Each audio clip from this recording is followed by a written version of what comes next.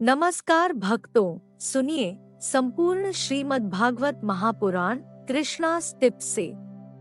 ओम नमो भगवते वासुदेवाय। संपूर्ण श्रीमद् भागवत महापुराण अष्टम स्कंद अध्याय 13 से लेकर अध्याय 14 तक। संपूर्ण श्रीमद् भागवत महापुराण अष्टम स्कंद 13वां अध्याय।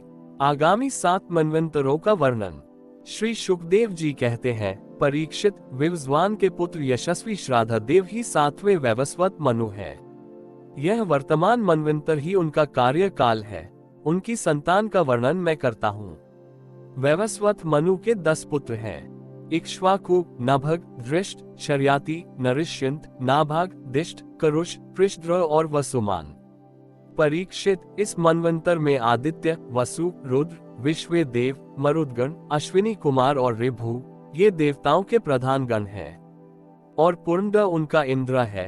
कश्यप, अत्रि, वशिष्ठ, विश्वामित्र, गौतम, जमदग्नि और भरद्वाज ये सप्तऋषि हैं। इस मनवंतर में भी कश्यप की पत्नी अदिति के गर्भ से आदित्यों के छोटे भाई वामन के रूप में भगवान विष्णु ने अवतार ग्रहण किया था। परीक्षित, इस प्रकार मैंने संक्षेप से तुम्हें 7 मनवंतरों का वर्णन सुनाया। अब भगवान की शक्ति से युक्त अगले आने वाले 7 मनवंतरों का वर्णन करता हूँ। परीक्षित, ये तो मैं तुम्हें पहले 6ठे स्कंध में बता चुका हूँ कि विवस्वान भगवान सूर्य की 2 पत्नियां थीं, संज्ञा और छाया। ये दोनों ही विश्वकर्मा की पुत्री थी। कुछ लोग ऐसा कहते हैं कि उनकी एक तीसरी पत्नी वधवा भी थी। मेरे विचार से तो संज्ञा का ही नाम वधवा हो गया था। उन सूर्य पत्नियों में संज्ञा से 3 संतानें हुई, यम, यमी और श्राद्धदेव। छाया के भी 3 संतानें हुई, सावर्णी, शनैश्चर और तप्ती नाम की कन्या, जो संवरण की पत्नी हुई। जब संज्ञा ने वधवा का रूप धारण कर लिया, तब उससे दोनों अश्विनी कुमार हुए।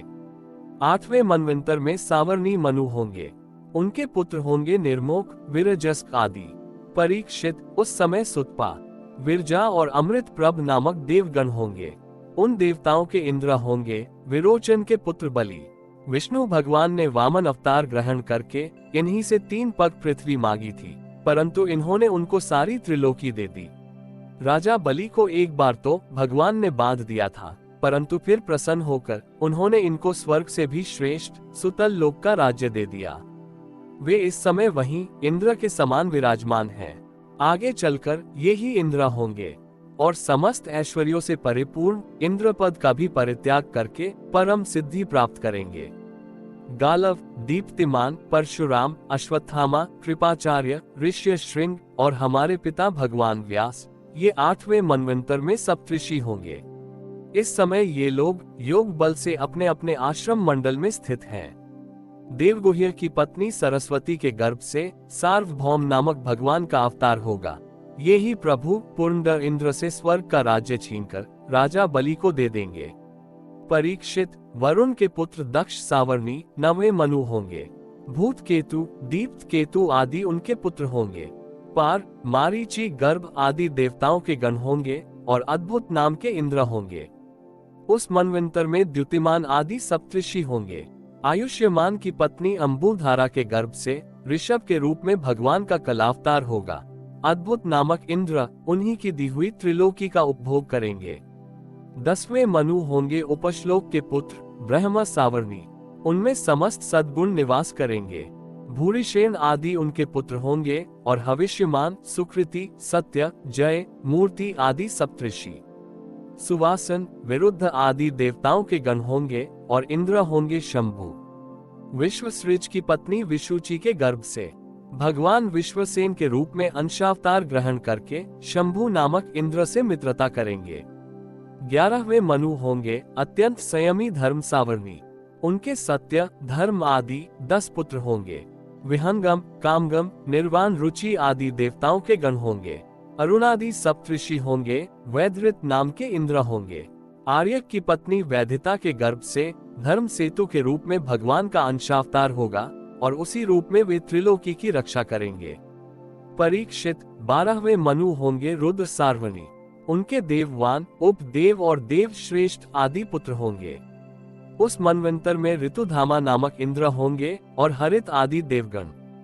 तपोमूर्ति, तपस्वी अग्निध्रक आदि सप्तऋषि होंगे। सत्य सहाय की पत्नी सूर्यता के गर्भ से स्वधाम के रूप में भगवान का अंशावतार होगा और उसी रूप में भगवान उस मनवंतर का पालन करेंगे। 13वें मनु होंगे परम जितेंद्रिय देव सावर्णी, चित्रसेन, विचित्र आदि उनके पुत्र होंगे। सुकर्म और सुतराम आदि देवगण होंगे तथा इंद्र का नाम होगा दिवसपति। उस समय निर्मोक और तत्वदर्श आदि सप्तऋषि होंगे। देवहोत्र की पत्नी बृहति के गर्भ से योगेश्वर के रूप में भगवान का अंशावतार होगा और उसी रूप में भगवान दिवसपति को इंद्र पद देंगे। महाराज 14वें मनु होंगे इंद्र सावर्णी, उरु, गंभीर, बुद्धि आदि उनके पुत्र होंगे। उस समय पवित्र, चाशुष आदि देवगण होंगे और इंद्र का नाम होगा शुचि। अग्नि, बाहु, शुचि, शुद्ध और मागध आदि सप्तऋषि होंगे। उस समय सत्रायन की पत्नी विताना के गर्भ से बृहद्भानु के रूप में भगवान अवतार ग्रहण करेंगे तथा कर्मकांड का विस्तार करेंगे। परीक्षित, ये 14 मनवंतर भूत, वर्तमान और भविष्य तीनों ही काल में चलते रहते हैं। इन्हीं के द्वारा 1 सहस्र चतुर्युगी वाले कल्प के समय की गणना की जाती है। संपूर्ण श्रीमद्भागवत महापुराण, अष्टम स्कंद, 14वां अध्याय। मनु आदि के पृथक पृथक कर्मों का निरूपण। राजा परीक्षित ने कहा, भगवान, आपके द्वारा वर्णित ये मनुपुत्र, सप्तऋषि आदि अपने अपने मनवंतर में किसके द्वारा नियुक्त होकर कौन कौन सा काम किस प्रकार करते हैं, यह आप कृपा करके मुझे बतलाइए। श्री शुकदेव जी कहते हैं, परीक्षित, मनुपुत्र, सप्तऋषि और देवता सबको नियुक्त करने वाले स्वयं भगवान ही हैं। राजन, भगवान के जिन यज्ञ पुरुष आदि अवतार शरीरों का वर्णन मैंने किया है, उन्हीं की प्रेरणा से मनु आदि विश्व व्यवस्था का संचालन करते हैं। चतुर्युगी के अंत में समय के उलटफेर से जब श्रुतियां नष्ट प्राय हो जाती हैं, तब सप्तऋषि गण अपनी तपस्या से पुनः उसका साक्षात्कार करते हैं। उन श्रुतियों से ही सनातन धर्म की रक्षा होती है। राजन, भगवान की प्रेरणा से अपने अपने मनवंतर में बड़ी सावधानी से सब के सब मनु पृथ्वी पर चारों चरण से परिपूर्ण धर्म का अनुष्ठान करवाते हैं। मनु पुत्र मनवंतर भर काल और देश दोनों का विभाग करके प्रजा पालन तथा धर्म पालन का कार्य करते हैं। पंच महायज्ञ आदि कर्मों में जिन ऋषि, पितर, भूत और मनुष्य आदि का संबंध है, उनके साथ देवता उस मनवंतर में यज्ञ का भाग स्वीकार करते हैं। इंद्र भगवान की दी हुई त्रिलोकी की अतुल संपत्ति का उपभोग और प्रजा का पालन करते हैं। संसार में यथेष्ट वर्षा करने का अधिकार भी उन्हीं को है। भगवान युग युग में सनक आदि सिद्धों का रूप धारण करके ज्ञान का, याज्ञवल्क्य आदि ऋषियों का रूप धारण करके कर्म का और दत्तात्रेय आदि योगेश्वरों के रूप में योग का उपदेश करते हैं। वे मरीचि आदि प्रजापतियों के रूप में सृष्टि का विस्तार करते हैं, सम्राट के रूप में लुटेरों का वध करते हैं और शीत, उष्ण आदि विभिन्न गुणों को धारण करके काल रूप से सबको संहार की ओर ले जाते हैं। नाम और रूप की माया से प्राणियों की बुद्धि विमूढ़ हो रही है, इसलिए वे अनेक प्रकार के दर्शन शास्त्रों के द्वारा महिमा तो भगवान की ही गाते हैं, परंतु उनके वास्तविक स्वरूप को नहीं जान पाते। परीक्षित, इस प्रकार मैंने तुम्हें महाकल्प और अवांतर कल्प का परिमाण सुना दिया। पुराण तत्व के विद्वानों ने प्रत्येक अवांतर कल्प में 14 मनवंतर बतलाए हैं। हरि ओम तत्सत। इति श्रीमद्भागवत महापुराण, अष्टम स्कंद, अध्याय 13 से लेकर अध्याय 14 तक संपूर्ण।